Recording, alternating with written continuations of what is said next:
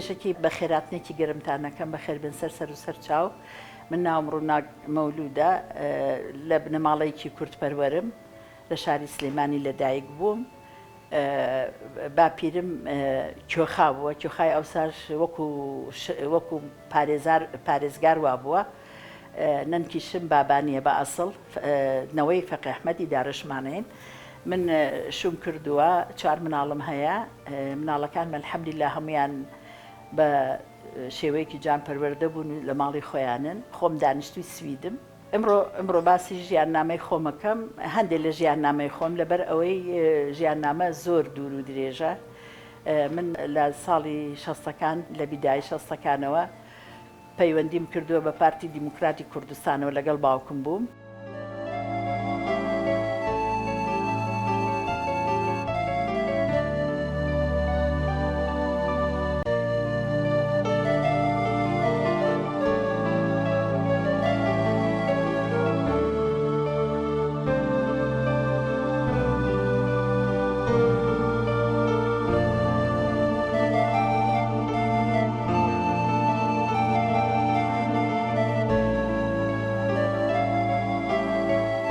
لە ساڵی 62 بوو یا 61 کە شۆڕش دەسی پێ خۆی 61 شۆڕش دەسی پێ کرد من لەگەڵ باوکم بووم مۆسا مناڵ بووم مەقلم پێ ناشکە لە 4 ابتیدایی بووم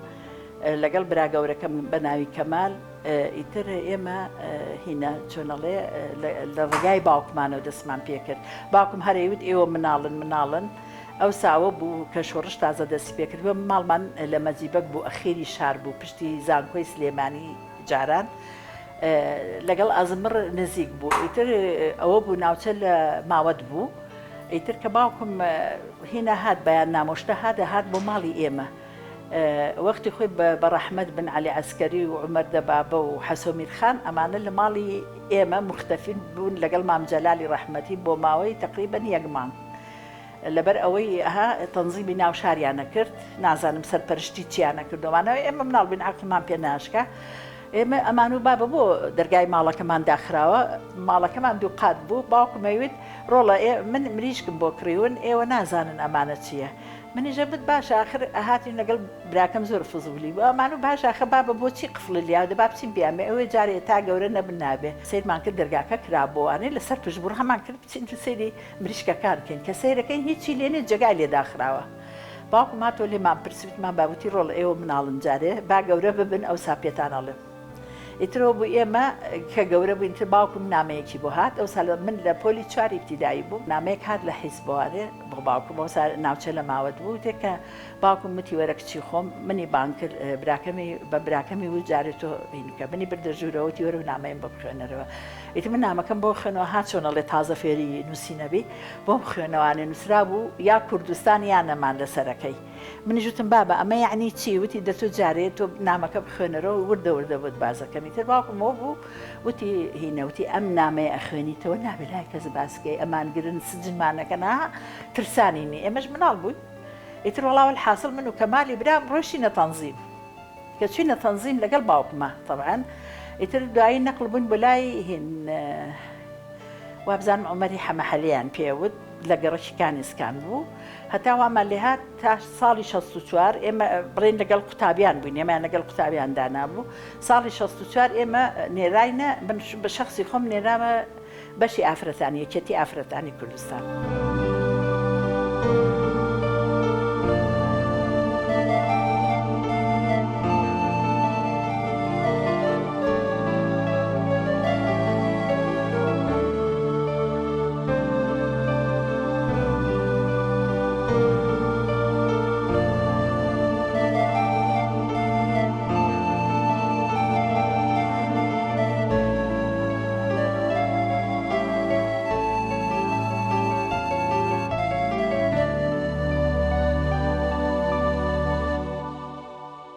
لا يزال هەتا ئەو وەختەی مرد باوکم ساڵی 95 بوو بە ساقەیەوە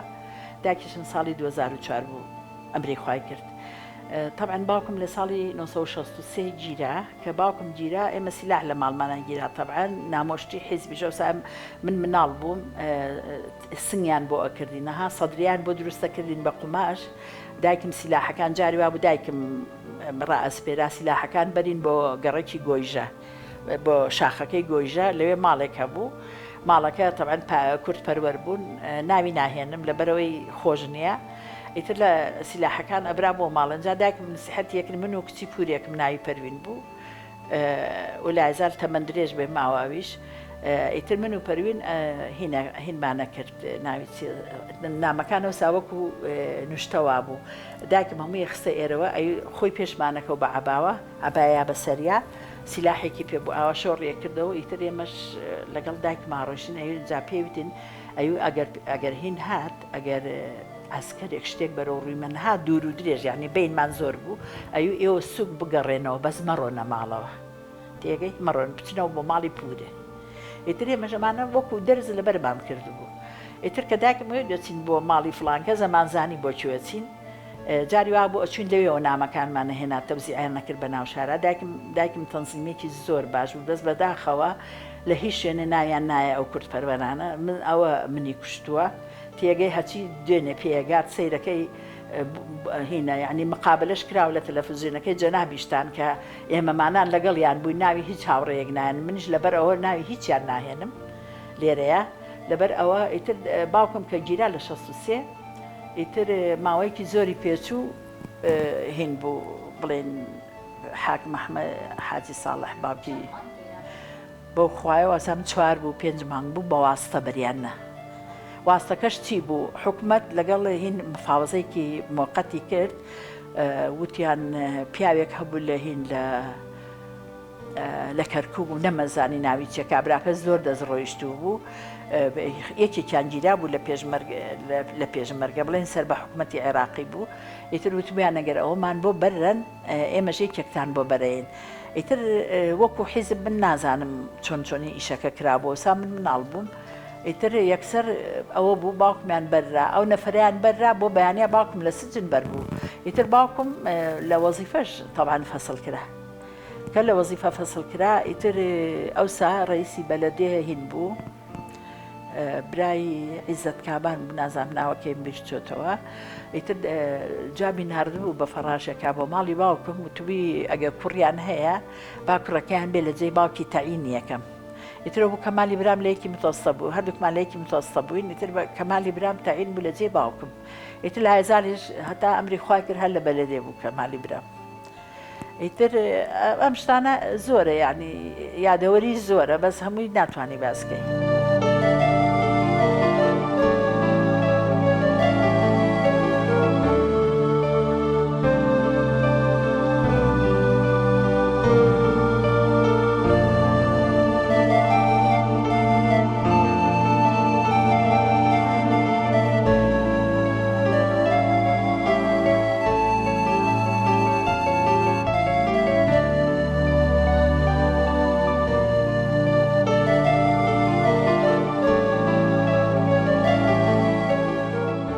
باسی ئەوم کرد هی باوکم کە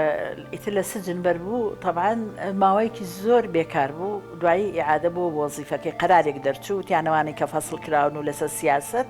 نازانم عەفوات بوو چی بوو گەڕانیانەوە سەر وەزیفەکەی خۆی طبعاً باوکم لە شارەوانی بوو لە شارەوانی سلێمانی ئیشیە کرد ئجا باسی دایکم بکەم و باسی دەفتەرەکە و ئەو وێنانەی کە ئێستا نیمە بەداخەوانێ هەم ئەوانەی کە مناڵی هەبوو ڕەشسپیەکان هەمووی دایکم ئەوسای کە باوکم گیرا لەگەڵ دەفتەری من ئەمنووسی شعرمە نووسێ وسا بەسەر پێشمەرگەیە ئێستاش لە 2007 دەسم پێ کردوێتەوە بەس ئێستا عەکسم کردوێتەوە کردوم بە شعری دڵاری و ئەها ئەنجا پیاوان بەسەر ژنانە ئەڵێن من بەس بەسەر پیاوانە ئەڵێم جاری وا هەیە و جاری واشەیە ها ئەیگۆڕم بۆ ژن ئەوانم هەمووی لە ژێر ئەرزا ڕزی تێگەی لە ژێر ئەرزا ڕزی ئیتر هیچمان نەما ڕسموشت بەڵام ئەو ڕسموشتانەی کە هەرشم بوو براکانم هەرسێ براکەم پێشمەرگە بوو کەمال کامیل شەید سەروەر ئەوان کە ساڵی 74 هین بوو سەروەری برام تەنزیم داخلی بوو لە 6 سانەوی بوو ئەو نەچۆ دەرەوە بە ئەمری حیزب بەس کەمال و کامیل ساڵەکەی کە مفاوەزەی هین دەرچوو بڵێن مفاوەزە لەگەڵ مەلا مستەفا تێکچوو ئیتر ئەمر بوو پێشمەرگە بڕاتە دەرەوە پێشمەرگە بڕاتە دەرەوە. ئیتر کەمال و کامیل ڕۆشتن لە منتیقەی ماوەت جێگیر بوون فترەیەک. ئیتر دوای ئەوە بوو ساڵێکی پێچوو، دوای ئەوە هین بوو، ئەوان هاتنەوە. بەس سەروەر بە بیانووی نانەواییەوە نانەوایی ئەکرد. سەروەر مالی 57 بوو تەبعاً. ئیتر سەروەریش تەنزیم داخلی بوو کاری ئەکرد لەگەڵ برادر و شتی خۆی، بەس کەس نەیەزانی، ینی بە ڕۆژ نانەوا بوو بە شەویش کارەکانی حیزبی بەجێگەیان بوو. براکانم گەڕانەوانێ. ئیتر کە گەڕانەوانێ بۆ ناوشار ئەوە بوو گەڕانەوە هین محاولەیان کرد گەڕانەوە بۆ وەزیفەکەی خۆیان. بەس باوکم و دایکم هەر بەردەوام بوون لە سیاست. تەبعاً دایکم لەگەڵ هین بوو، ئەوسا لەگەڵ سدبەهەیە، هەرچەنە سدبەهەیە مەسئولی خۆشمان بوو، سەنجم عەبدوڵڵا زوهدی، نوخشەخان و شەفیقەی سکرتێرەیان پێوت لەگەڵ دایکمەوان کۆبوونەوەیانەکە. شەفیقەخان ماڵیان لە ئیسکان بوو، سکرتێرەش بوو لە شەریکەی جگەرەکەی سلێمانی. ئەمانەی کە بە خەیاڵمایە خۆشم کە کاری بڵێن ئافرەتانمانە کرد. سەبریەی هین هەبوو، سەبری مام ئەحمەد لەگەڵ ڕەفیقەکانی ئەمە ئەخیرەشم لەگەڵ هین سەبریە شێخ کەریم هەبوو، ماڵیان لە گەڕێکی مەڵکەنی بوو، ئەو زیاتر بەرپرسی ئێمە بوو لەو مەنتیقەیە. ئیتر لەگەڵەوانە چالاکیمانە کرد. ئینجا دوایی هاتە سەر مەجموعەی برادری خۆم، ئەمە شەونم خانە، شەونم نەجمەدین. ئەوە زۆر بەڕاستی ساڵی وابزام 67 بوو، 68 بوو بۆ بە بەرپرسی ئافرەتان. ئیتر هەر لەگەڵەوان پەیوەندیمان هەبوو تا ڕۆشنە دەرەوە.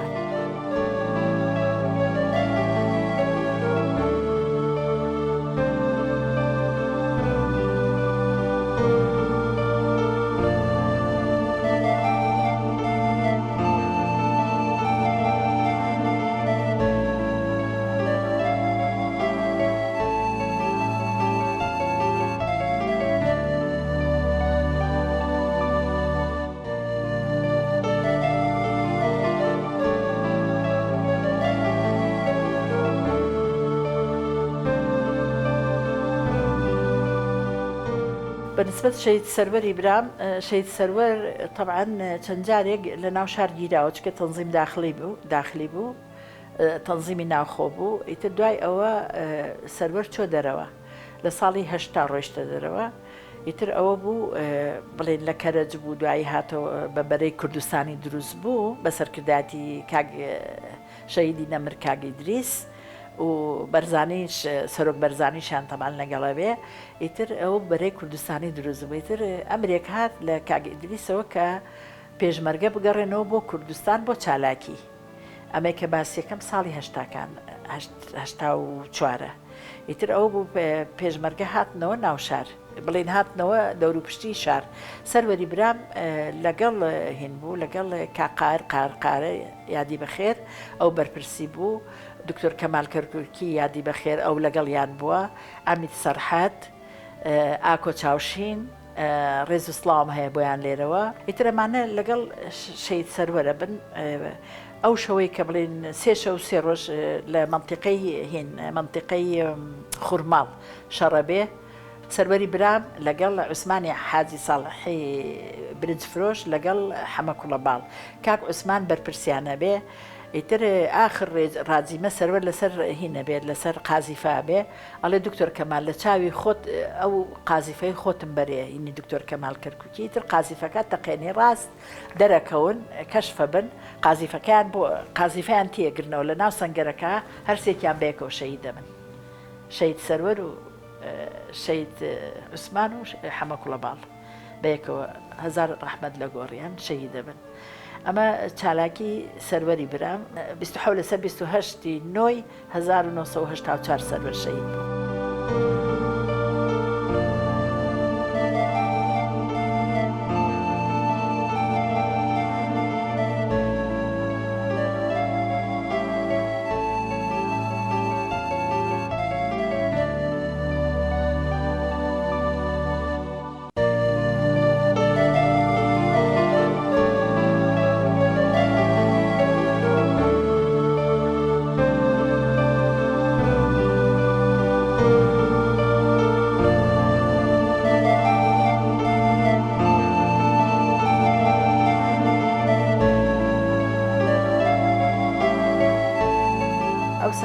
عوسمانی قالم منەوەر طبعاً بەرپرسی وابزان داخلی بۆ ئەوەی کە لە باوکم گوێم لێ بوو بێچکە من لە سلێمانی نەبووم ڕاستی من لە 79 لە سلێمانی نیم ئیتر کاک عوسمان طبعاً بەهۆی تەنزیم داخلی ناوشارەوە نامەیەت پێشمەرگەکان نامە ئەنێرن بۆ تەنزیم داخلی ناوشار کە ماڵی فلان کەس بدۆزنەوانێ سەرەر شەید بووە تەمان کە باسی سەرەر ئەبن کامیلی برام بە تایبەتی لەگەڵ ماڵی باوکم بووە ئیتر کامیل و ئەوان تەلەفۆنەکەن بڵێن بۆ تەلەفۆنی ماڵەوەمان هەبوو تەلەفۆنەکە بۆ کەمالی برام و ئەڵێ وەرن بۆ ماڵی باوکم ئیتر باوکم پیان ناڵێ کە سەرەر شەید بۆ جارێ هەتا هەمویان کۆکاتەوە ئیتر کە کۆیان نەکاتەوە ئەڵێ شتێکی وایە ئیتر ئەمانە چۆنەڵێ ئیتر تەعزیە گیرا تەبعاً 84 تەعزیەکەش نەمانەوێرا بە ئاشکرا تێگەی چکێ هاتنە سەرمان ئەیان نابێت تەعزیەدانێن ئیتر من دوای هەفتەیەک تەبعاً 3 شەو بۆ سەرەر شەید بووە ئەنجام زانیومە ئەویش چۆن هەر بە خەیاڵی خۆمە هاڵێ حاسە خەبەرە دەهاتێ هەر بە پورێکی مێردەکەمەوە لە هەولێر بوو ئەمە پورە نای لە با بڕێن کوڕێکی بواتبەوە بێسەر بۆ لە هین لە شەڕی عێراق و ئێران هەرموو با بچین بۆ سەر قەبرانی گوت کاکە وەڵڵی من بە کوڕی خۆمی نازانم کاتمە سەرەوە قەبرە دڵم هین نییە ساکن نابێت کە کوڕەکەمە ئیتر منیش هەر چۆنەڵێ هات بۆ سەرم دانی نییە ئەو دووسێ ڕۆژە زۆر گۆڕابووم خۆم ئیتر حەزمەکە ماڵ پاکەکەمەوە شت چاکەم ئیتر وەختێکم زانی کوڕێکی دراوسێمان هات دراوسێمان و خزمیشە ڕەفیقی شەید بوو من لە دایرە بووم شوراکەم هاتەوە ماڵێوتی براژن هات بە دوامە وەرە میوانێکمان هاتۆوتم کێوتی وەڵای من نایناسین لە منیش وایە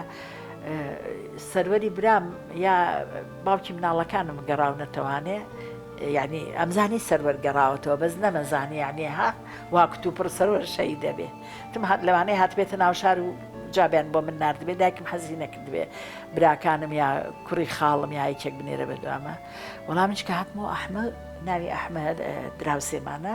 هەر لە خوار ماڵی خۆمانە و ماڵەکەی ئەحمەد زابت بوو لەگەڵ حکوومەتی بەعز بوو بڵێن زابت بوو ئەوسا ڕیشی هاتووە ئەمانە منیشتم بە خێراتم کردەوە قۆشتم کرد و ئەمە بە خەسووانی تۆ کە سەرەر شەید بووە بەزەڵێ باڕ و ناگ نەزانێ بڵێ دایکی نەخۆشە هیچی نییە منیش لە من وایە کەمالی برام هینە قەزا بەڵادر مردوچکێ کەمالی برام لەو کاتە زۆر نەخۆش بوو وەڵا کاتمەوە سەیرەکەم چی بێمەوانێ هەموو کەس و کار و مام و براو هەموو گیانیان لە قوڕایەوە چییە وەڵا حاڵ و مەسەلەیە سەرەر شەید ئیتر هەرچی حەز لێ ناکات بە من بێتر منیش لە ساڵی هێشتاوە نەمدی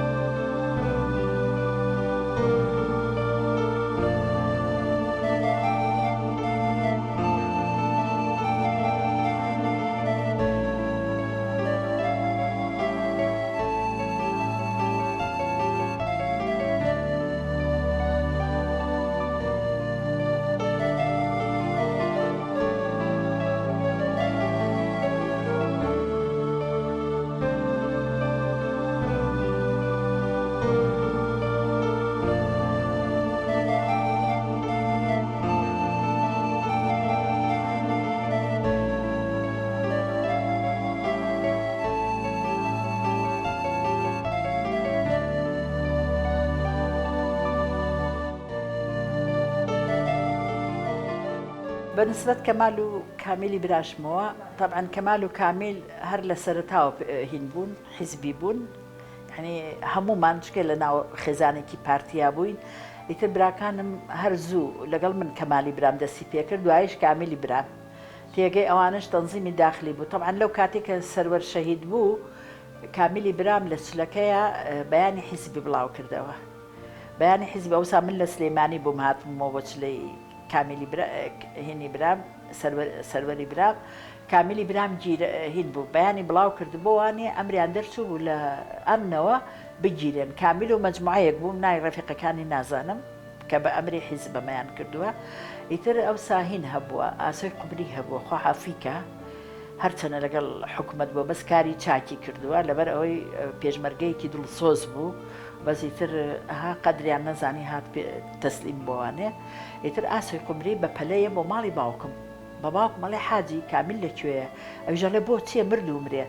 ئەڵێ هینە ئەڵێ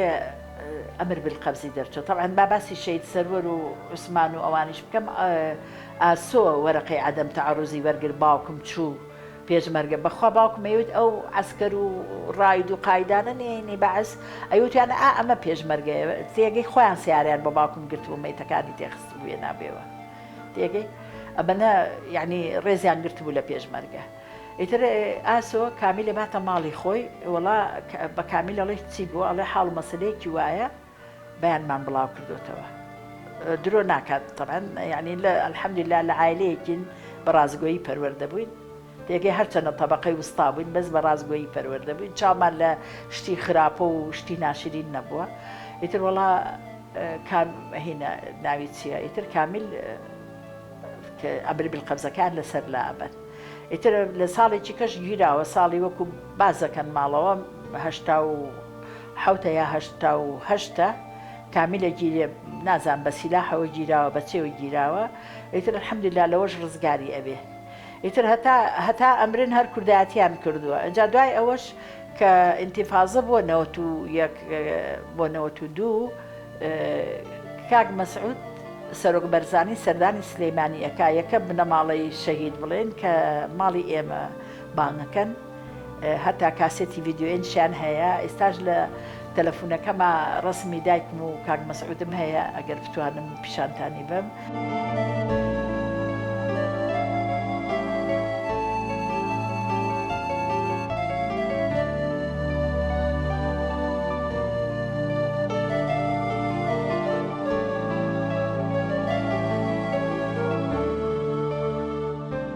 ساڵی هەفتاونە کە لە رووسیا گەڕامەوە تەمان چوم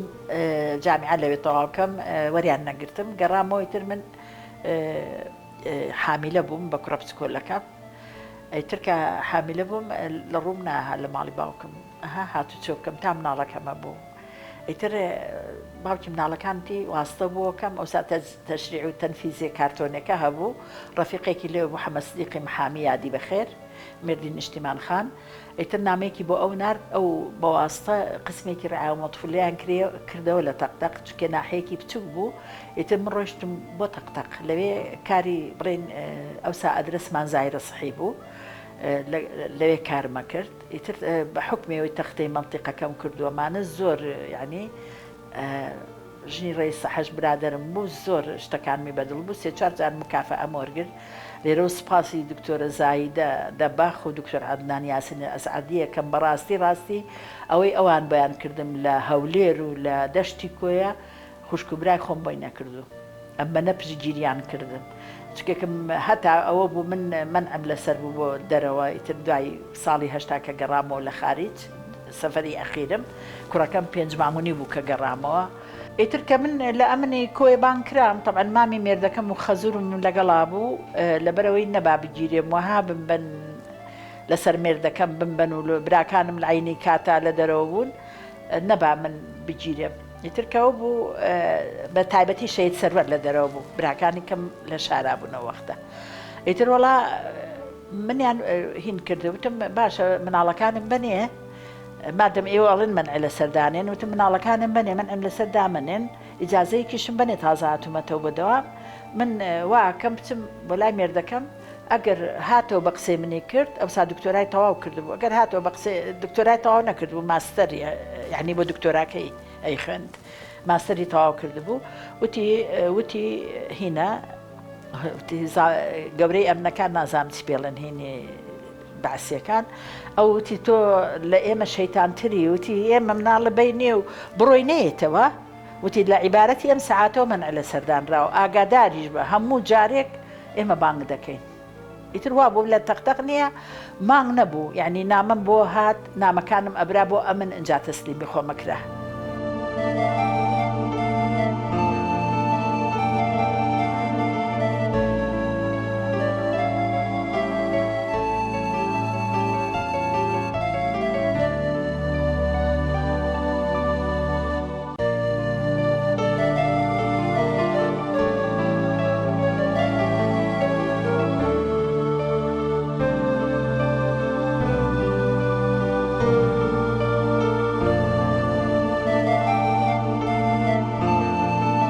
چونیشمان ئێمە لە ڕەوەکە تەبان بووین 12 سعات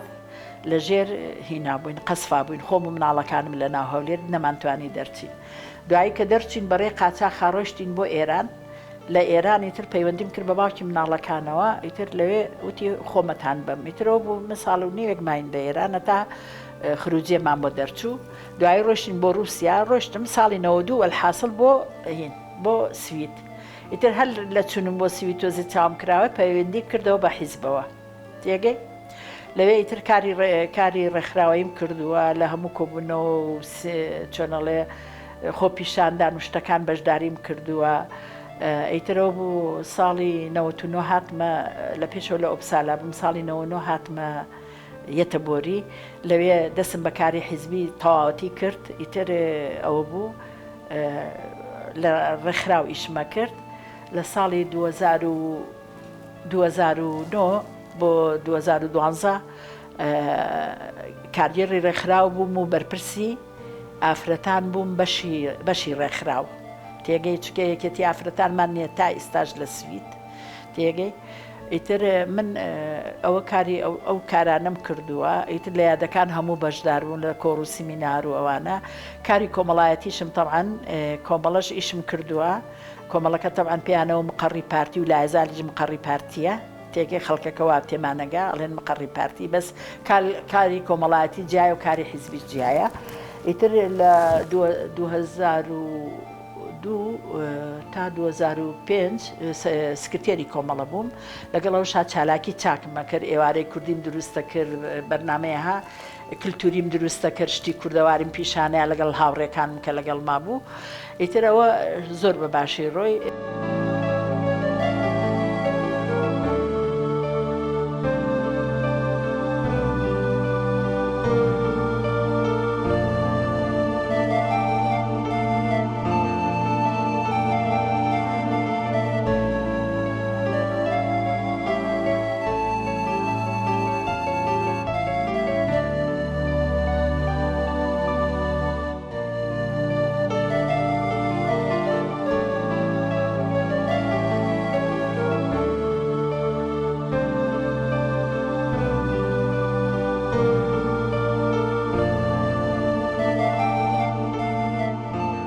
ساڵی 2004 پەیوەندیم کرد بە پارتی لیبرالەکان چکێکم نێتڤێرکێکمان هەبوو کۆبوونەوەشتمانە کرد کچێکی ڕەفیقم سەر بە لیبرالەکان بوو لە پێشەوە خۆم مؤەیەدی هینەکان بووم سۆشیالەکان کە دیم وەکو حیزبی چۆن با نەیڵێم لێرە هینیانە کرد کەسبی خەڵکەکەن حەزم نەکرد لەگەڵیان بم ئێتە دوایی چوومە لەگەڵ لیبرالەکان هەر یەکەم ساڵ لە کۆنگرەی ساڵانەیان 2004 بۆ 2005 هەڵیان بژاردم بۆ کاریێڕی بەشی سەرووی سوید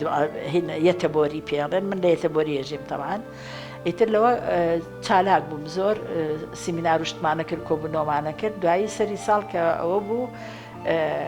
پێڵێن نۆمینێرەیان کردم بڵێن پێشنیاریان کرد حیزبەکە کە من مەجموعەیە لە جەماعەتی حیزبەکە کە من کاندیدکەن بۆچی بۆ هەرێم لەگەڵ ئەنجومەنی پارێزگا ئیترەوە بۆ حکومی زیرەکی خۆم و ئیشم لەگەڵە کردنەوەها هینم هەیە شتەکانیشم هەموو لایزال هەیە ماومە ئیتر هینیان کردم کاندیدیان کردم وتیان کاندیدی بۆ ئەوە وتم باشە ئیتر هەتاویستم بەجلی کوردیەوە هین بکەم ڕسم ینی ڕکلام بۆ خۆم بکەم ئێستا شتەکانم هەموو هەیە لە موبیلەکە مەگەر بتانەوە بیبینن الحەمدولله چونکە چالاک بووم سەرۆکی حیزبەکە وسا لاش لێن بۆری بوو ئیتر بڵێن سەرۆکی خۆشمان کرد لە ناو یەتەبۆریە وتبی ڕووناک زۆر چالاکە هینی کۆمەڵایەتی هەیە چۆنەڵێ زۆر سۆسیالە لەبەر ئەوە ئەبێ هینکەین یعنی داینێ ئیترەوە بوو دەنگی ڕەفیقەکان مەوانێک کە لە دوای خۆمەوەیە یایەن بە من ئیتر من دەرچوم بۆ ئەوێ 4 ساڵ لە کۆمیۆنی هین بڵێن لە شارەوانی یەتەبۆری لێداموت بووم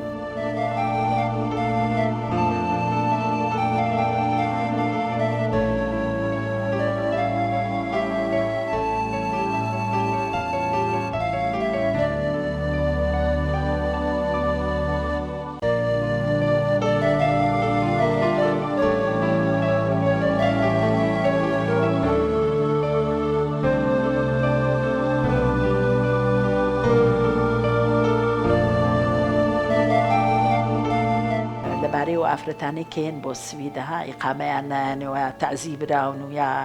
کێشەی هەڕەشەیان لەسرە بەڕاستی نەک ئەوانەی کە ڕیکلام بۆ خۆیان نەکەن و وانە. ئیتر ئەوەمان لە ڕێی حیزبەکەی خۆمانەوە بەرز کردەوە دوای سەرۆکی ئێمە بەشی ئێمە بڵێن لە پارێزگا وتی من لەگەڵ هێزە سیاسەکانی کە قسە ئەەکەم دوای ڕەفعەکەن بۆ هین بەرزێکەکەینەوە بۆ پەرلەمانەوە بوو هینی پێ دەرچوەگەر هەر ژنێکی کورد مەسەلەن کێشەی هەبێت نەک کورد هەرە ئەجنەبی بەعام یارمەتی دەری بن. ئەمەم کردووە جێدەستێکی کەشم دیار بوو هەر بڵێن بۆ پاسێکە لە ناو منتیقەکەی خۆمانە پیرروشتی زۆر لێبوو ئەو منتیقەیە سیرەکەم من ڕۆژانە ئەچمە گەڕام بە منتیقەکە تەبعەن تۆگە سیاسی بی ئەبێ چاو بکەیتەوانێ زۆر هینبی نەگۆکو لێرە دانیشێ بۆ نمونە لە پارێزگا یا لە شوێنێکی کە هیچی نەبێ ئەبێ بگەڕێ بە منتیقەکانە سەردانی شوێنی گەورە ساڵان بکەی ئەو شوێنانەکە ئیشی بۆکە تەبعەن من یەکسانیم هەڵبژاردە بوو قوتابخانەم هەڵبژاردە بوو لەگەڵ گەورە ساڵان تێگەی و ئینتەگراسیۆنی پێڵێن گونجاندن لەگەڵ وڵاتی سوید. من ئەمانم لە پرۆگرامی خۆمە هەڵبژاردە بوو کە خۆم کاندید کرده بوو و لەسەر خۆشم نووسینێکی جوان کەچیم کردو لە کوردستان تەبعەن لە کوردستان خۆم لە کوردستان بڵێم لەدایک بووم هەروانوسی بووم توێژەری تەندروستی بووم بەرپرسی ئیداری بووم ئیترەمانەیان زۆر لەلاوە گرنگ بوو. ئیتر بەڕاستیش جێدەسم دیار بوو لەوەشە بەڵام من تا 2011 لەگەڵیان بووم 2009 بوو وابزانم هینیان کردم دیسان پیانوتم وتیانە بێ خۆت کاندیدکەی بۆ هین بۆ پەرلەمان و ئیقلیم وەرعەینی ئیشەکەی خۆم نەمتوانی بیکەم لەبەرەوەی ئەو براگەورەکەم بوو بە ساقی ئێوە چەند شتەکانم کرده بوو تەقدیمم کرده بوو خۆم ئەوراقوشت بەزیتر نەمتوانی 2011 ڕێکلام بۆ خۆم بکەم و هین بکەم نەخۆش کەوتم.